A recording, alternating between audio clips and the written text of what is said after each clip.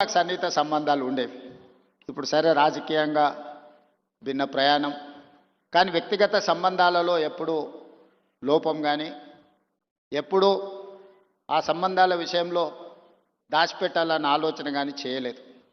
ఎందుకు అంటే వారందరితో నాకున్న ప్రత్యేకమైన అనుబంధం.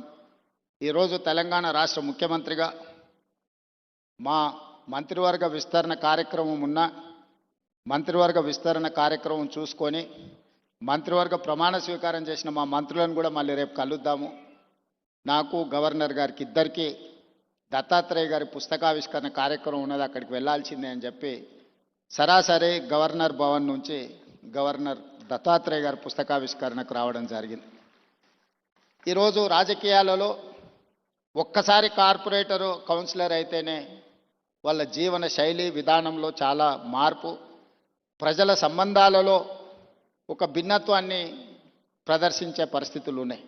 కానీ దత్తాత్రేయ గారిని చూసి నేర్చుకోవాలి. అజాతశత్రువు అనే పదాన్ని మనం పుస్తకాలలోనే చదువుకుంటాం, కానీ బండారు దత్తాత్రేయ గారిని చూసినప్పుడు ఆ పదము 100% వారికి సరిపోతుంది. జాతీయ రాజకీయాలలో అటల్ బిహారీ వాజ్పేయి గారికి ఉన్న గౌరవం రాష్ట్ర స్థాయి రాజకీయాలలో బండారు దత్తాత్రేయ గారికి ఉంది అని చెప్పి మనం ఈరోజు గుర్తు చేసుకోవచ్చు.